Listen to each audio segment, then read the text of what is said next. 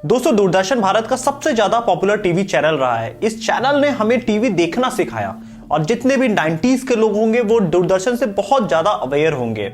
एक 90s तक का बच्चा बचपन से ही दूरदर्शन देख के पहले बड़ा हुआ है और आज के डेट में बहुत सारे टीवी चैनल्स आ गए हैं, लेकिन दूरदर्शन सबको जरूर याद होगा क्योंकि बचपन में शक्तिमान, रामायण, महाभारत ये सब तो हम सब ने देखी है। लेकिन आज की डेट में वो जो हमारा सबसे पहला टीवी चैनल था दूरदर्शन, उसे कोई नहीं देखता है। तो ऐसा क्या हुआ कि सबसे पॉपुलर जो टीवी चैनल था आज उसकी कोई मार्केट में डिमांड ही नहीं है। तो इस वीडियो में हम वो सब कुछ जानने की कोशिश करेंगे, कैसे दूरदर्शन दुनिया का सबसे बड़ा टीवी चैनल बना और आज की डेट में कैसे वो मार्केट से पूरी तरह से बाहर हो गया है। तो आइए इस वीडियो को शुरू करते हैं। ये वीडियो आपके लिए बहुत इंपॉर्टेंट है, कहीं आप भी दूरदर्शन के जैसे ना बन जाए, आपका ब्रांड भी दूरदर्शन के जैसे मार्केट से बाहर ना हो जाए। तो आइए इस वीडियो को शुरू करते हैं और इस वीडियो की सारी लर्निंग समझने की कोशिश करते हैं। तो दोस्तों, ये कहानी है भारत के आजादी के बाद की, जब भारत में लोग अक्सर किताबें पढ़ा करते थे या फिर भारत में लोग रेडियो सुन लिया करते थे। और 15 सितंबर 1959 को एक एक्सपेरिमेंट किया गया टीवी इंडिया की तरफ से और उन्होंने ये देखा कि एक न्यूज चैनल भारत में चलाया जा सकता है। 1965 से इसको रेगुलरली भारत में चलाना शुरू किया गया क्योंकि उसके पहले लोग न्यूज में बहुत इंटरेस्ट लेते थे। तो एक 5 मिनट का न्यूज बुलेटिन शुरू किया गया जिसमें शुरुआती अगर हम एंकर्स की बात करें तो प्रतिमा पुरी और सलमा सुल्तान जैसे कुछ स्टार्टिंग एंकर्स थे। इसमें लोगों ने बहुत ज्यादा पसंद किया क्योंकि इसके पहले लोग सिर्फ न्यूज सुना करते थे रेडियो पे या पिछले दिन अखबार में पढ़ लिया करते थे। लेकिन जब लोगों को विजुअली न्यूज दिखने लगी तो लोग बड़ा ही खुश हुए और भारत में एक टीवी का चलन शुरू हो गया था। इसी समय भारत में हरित क्रांति भी चल रही थी जिसे हम ग्रीन रिवॉल्यूशन के तौर पे जानते हैं, क्योंकि भारत बड़ा गरीब देश था अंग्रेजों के जाने के बाद। तो भारत में लोगों को फार्मिंग बहुत ज्यादा कराने की कोशिश की जा रही थी और इसी कोशिश में भारत ने कृषि दर्शन शुरू किया। कृषि दर्शन की शुरुआत 26 जनवरी 1967 में की गई। ये सबसे ज्यादा लॉन्गेस्ट रनिंग टीवी शो एक तरह से है। इसमें किसानों को बताया गया कि आप किस तरह से क्रॉप उगाइए, क्या क्या क्या आपको मुश्किलें आती हैं। अभी ये सब कुछ चीजें चल रही थी और इसके बाद जो टेलीविजन की सर्विस थी वो दिल्ली से मुंबई, मुंबई से अमृतसर तक भारत में पहुंचाना चालू कर दिया गया और 1975 तक भारत के करीब 7 शहरों में दूरदर्शन चला जाने लगा था। और इसी समय इंदिरा गांधी जी ने 1976 में दूरदर्शन और आकाशवाणी को बिल्कुल अलग कर दिया गया और अब इस चैनल का नाम पूरी तरह से दूरदर्शन हो गया था। इसके पहले इसका नाम टेलीविजन इंडिया था। अभी कुछ ही बेसिक शोज चल रहे थे और इसके बाद धीरे धीरे एक्सपेरिमेंट करके चीजें बढ़ाने जाने लगी दूरदर्शन पे।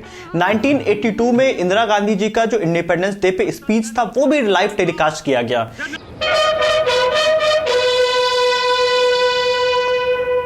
बहनों और भाइयों, इसके बाद 82 में ही एशियन गेम्स जो दिल्ली में ऑर्गेनाइज किया गया था उसका भी स्टार्टिंग और एंडिंग जितना सेरेमनीज हुए थे उसका भी लाइव टेलीकास्ट किया गया। अब गवर्नमेंट को यहाँ पे कॉन्फिडेंस आने लगा कि दूरदर्शन को आगे बढ़ाया जा सकता है। 1984 ने दूरदर्शन में अपना एक और नया टीवी चैनल चालू किया, DD2, जिसे हम डीडी मेट्रो के भी नाम से जानते हैं। और इसी समय 1984 में दूरदर्शन कई नए एक्सपेरिमेंट कर रहा था और इसी समय इन्होंने हम लोग नाम का एक स्पॉन्सर्ड टीवी शो किया। ये शो काफी पॉपुलर हुआ क्योंकि ये नए तरीके का बिल्कुल शो था और ये काफी इंडिया में जाना जाने लगा।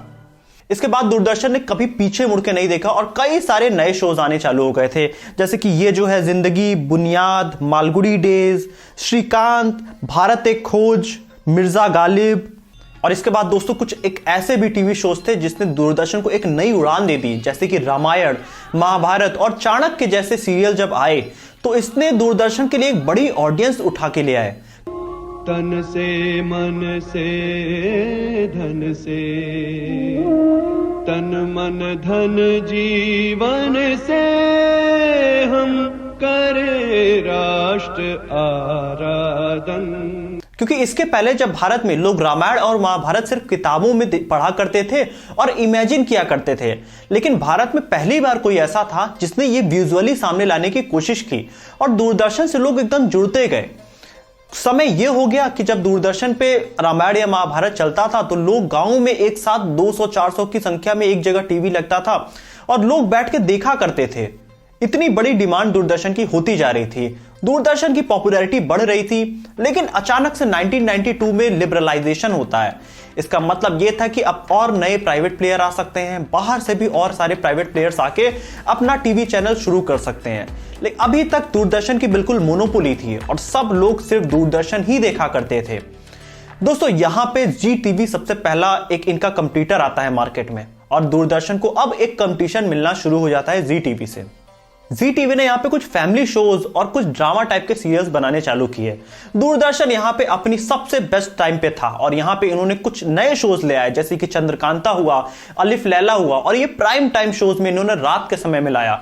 लोग बहुत तेजी से दूरदर्शन से अटैच हुए। अब यहाँ पे इनको और नए ऑडियंस मिल गई थी, क्योंकि जी टीवी जब इस तरह के शोज बना रहा था तो दूरदर्शन तो पहले से पॉपुलर था। तो यहाँ पे लोग जब शाम को घरों पे बैठा करते थे तो वो अलिफ लैला और चंद्रकांता जैसे शोज देखना शुरू कर चुके थे दूरदर्शन पे। लेकिन 1995 तक और कई सारे चैनल्स आ गए, जैसे कि स्टार प्लस हो गया, सोनी टीवी हो गया और होम टीवी 18 हो गया। ये सब तरह के चैनल्स ने दूरदर्शन को अब बड़ा कंपटीशन देना चालू कर दिया था। दूरदर्शन को यह समझ में आ रहा था कि हमें कुछ नया करना पड़ेगा, नहीं तो हमारे बहुत सारे जो टाइम है और बहुत सारे कस्टमर्स हैं वो दूसरे के पास चले जाएंगे।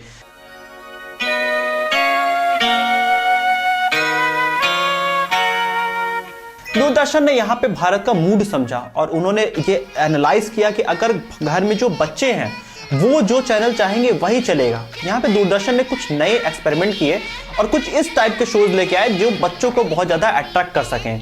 यहाँ पे दूरदर्शन ने जूनियर जी लॉन्च किया, यहाँ पे दूरदर्शन ने शक्तिमान लॉन्च किया, नंदू अपना टाइप के कुछ कॉमिक सीरीज इन्होंने लॉन्च किए। अब इसने दूरदर्शन की एक नई मार्केट में जगह बना दी और ये दूरदर्शन अगले 5 साल तक बिल्कुल अच्छे से मार्केट में राज कर रहा था, अभी 2000 साल तक भी। और साल 2000 में सब टीवी की भी शुरुआत हो गई थी। सब टीवी कई ह्यूमरस शोज लेके आने लगा था। यहाँ पे स्टार प्लस फीमेल से रिलेटेड कई सारे शोज लेके आ गया था, जैसे कि आप कहानी घर घर की, इस तरह के बहुत सारे शोज भारत में चलने शुरू हो गए थे।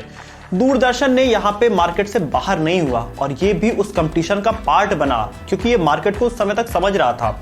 2003 में इन्होंने डीडी मेट्रो को पूरी तरह से अपने आप से अलग किया और उसे बिल्कुल न्यूज का बुलेटिन का बनाया। और दूरदर्शन पे इन्होंने कई सारे नए शोज ले आए, जैसे कि अगर हम बात करें तो मेहर, मिस इंडिया, फिर भी दिल है हिंदुस्तानी, ये शोज फैमिली के थे। अब यहाँ पे फैमिलीज इनसे जुड़ती गई और साल 2005 में इनका एक और टीवी सीरीज बहुत ज्यादा पॉपुलर हुआ, हवाएं नाम का, जिसमें इन्होंने कुछ पैरानॉर्मल साइंस से रिलेटेड चीजें करने की कोशिश की। 2005 का ये बेस्ट टीवी शो का अवार्ड भी इस चैनल को मिल चुका है। लेकिन अब दूरदर्शन को लगा कि हमें कुछ पॉपुलर टीवी शोज से हमें एक टाई अप करना चाहिए और इन्होंने एकता कपूर की कंपनी से टाई अप किया, संजय लीला भंसाली के साथ टाई अप किया और यहाँ पे इन्होंने पवित्र बंधन, सरस्वती चंद्र जैसे कई फेमस दूरदर्शन के शोज लॉन्च किए। लेकिन दोस्तों अब मार्केट इनके हाथ से निकल रही थी, क्योंकि दूरदर्शन अभी भी अपने पिछले तरीके से चल रहा था। दूरदर्शन अब इनोवेशन कम करता जा रहा था, क्योंकि अगर हम साल 2005 के बाद देखें तो इंडियन यूथ में काफी ज्यादा चेंज आया है। यूथ बहुत तेजी से मार्केट में बदलना चालू हुई, क्योंकि नए नए टीवी सीरियल्स में इंडिया में एक्सपोजर बढ़ता गया।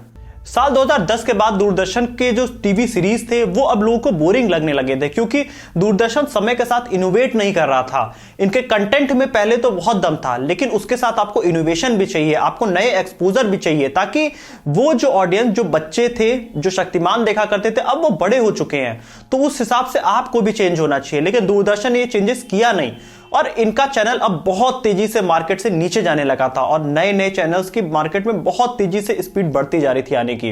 और इसके बाद दूरदर्शन ने कई सारे चेंजेस किए कि वो रात का जो न्यूज बुलेटिन आता था वो भी इन्होंने बंद किया, कि ताकि लोग बोर ना हो। इन्होंने 4 से 7 बजे का सीरीज भी अपना बंद कर दिया ताकि लोगों को बोर कम हो। ये दूरदर्शन की कोशिश थी कि हम एक अच्छी ऑडियंस को अपने साथ जोड़ सकें।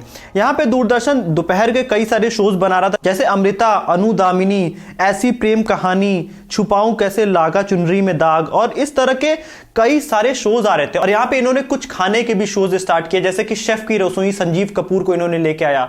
लेकिन दोस्तों इसका कोई फर्क नहीं पड़ रहा था, क्योंकि मार्केट में और जो टीवी चैनल्स थे वो काफी इनोवेशन के साथ काम कर रहे थे। वो आज के जो यूथ है वो उस हिसाब से काम कर रहे थे। मैं बड़ा सिंपल अगर एग्जांपल दूं कि आज के जो टीवी चैनल्स हैं वो कपड़े भी उसी तरह के यूज करते हैं जिस तरह का ट्रेंड चल रहा होता है, लेकिन दूरदर्शन इन चीजों को उतना समझ नहीं पाता है। वो बिल्कुल पुराने तरीके से आज भी चलता आ रहा है। दूरदर्शन की टीआरपी मार्केट से गिरती जा रही थी और दूरदर्शन मार्केट से एकदम पिछड़ चुका था। 2014 में इन्होंने कुछ चेंजेस करने की कोशिश की। अपना नाम के साथ इन्होंने एक स्लोगन जोड़ा, दूरदर्शन देश का अपना टीवी चैनल।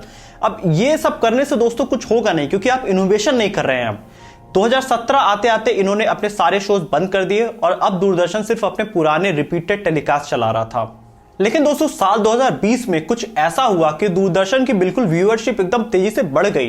वो ये था कि दूरदर्शन जब लॉकडाउन चल रहा था तो इन्होंने अपना महाभारत और रामायण जैसे जो सीरियल थे उसका रीटेलीकास्ट इन्होंने किया। लोगों को लगा कि दूरदर्शन फिर से रिवाइव कर जाएगा, लेकिन जो ऐसा सोच रहा है उसको ये बहुत ही ज्यादा मिसकंसेप्शन है।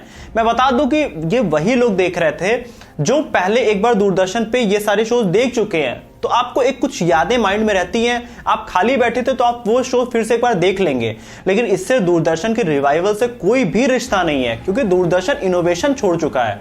जो इनोवेशन छोड़ देगा वो मार्केट से हमेशा बाहर हो जाएगा।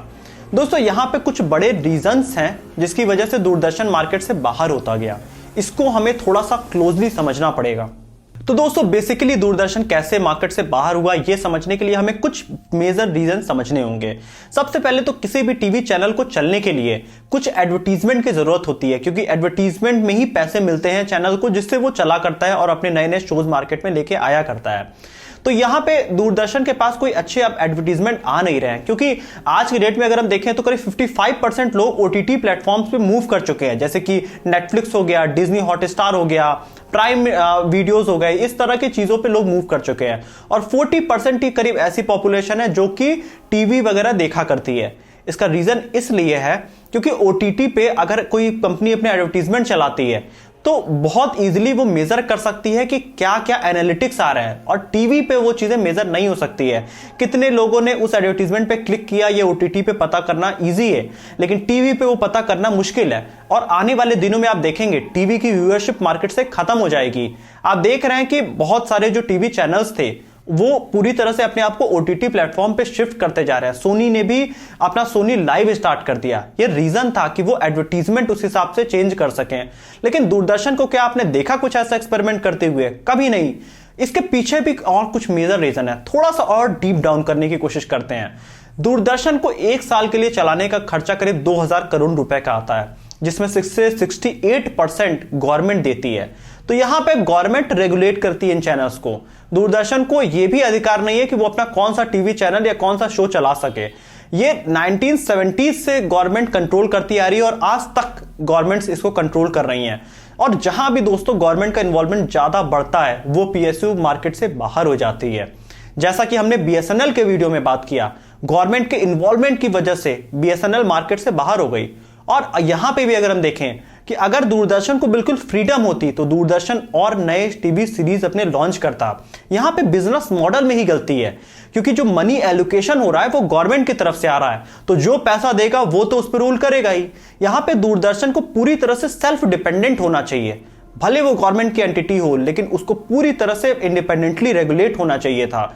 इसी वजह से दूरदर्शन मार्केट से बाहर होता गया और आगे भी आने वाले टाइम में कुछ बड़े रिवाइवल के प्लान दिख नहीं रहे हैं, क्योंकि सैम पिट्रोडा जी ने यहाँ पे 2014 में 26 एक्शन प्लान दूरदर्शन को लिए दिए थे कि इनको अपने आप को इनोवेट करना चाहिए कुछ क्रिएटिव तरीकों से, जिसपे कोई इंप्लीमेंटेशन तो नहीं हुआ। तो आने वाले टाइम में भी आप कुछ मेजर चेंजेस नहीं देखेंगे। लेकिन दोस्तों ये डिजिटल का टाइम है, अगर दूरदर्शन पूरी तरह से डिजिटल आए, अपनी ऐप लॉन्च करे, कुछ पॉपुलर टीवी शोज लेके आए, क्योंकि एक जुड़ाव तो हमेशा हमारा आपका कभी ना कभी दूरदर्शन से रहा ही है, तो उसको रिवाइव करना ईजी है। लेकिन उसके लिए दूरदर्शन स्टेप लेगा कि नहीं, ये आप कमेंट ऑप्शन में लिख के बताइए। तो दोस्तों अगर हम इस वीडियो को फाइनली समराइज करें तो यहां पे दूरदर्शन की सबसे बड़ी कमी थी इनोवेशन की और इनके बिजनेस मॉडल की, गवर्नमेंट का इन्वॉल्वमेंट की। अगर ये कुछ फैक्टर्स यहां पे दूरदर्शन इसके सॉर्ट आउट कर सके तो ये मार्केट में अपने आप को रीलॉन्च कर सकते हैं। और आज के ट्रेंड के हिसाब से अगर दूरदर्शन चलेगा, क्योंकि जो ट्रेंड चल रहा होता है, जो ऑडियंस आज बैठी है वही आपके टीवी चैनल को देखेगी। तो आज का बच्चा जो है वो बिल्कुल अलग तरीके से चलता है, वो पबजी खेलता है, आपको उस टाइप के शोज दिखाने पड़ेंगे। तो यही कुछ ऐसे प्रॉब्लम्स थे जिसकी वजह से दूरदर्शन मार्केट से बाहर हो गया। अगर आपको ये वीडियो अच्छी लगी तो आप इस वीडियो को लाइक करिएगा, चैनल को सब्सक्राइब करिएगा और बेल आइकन में प्रेस करिएगा।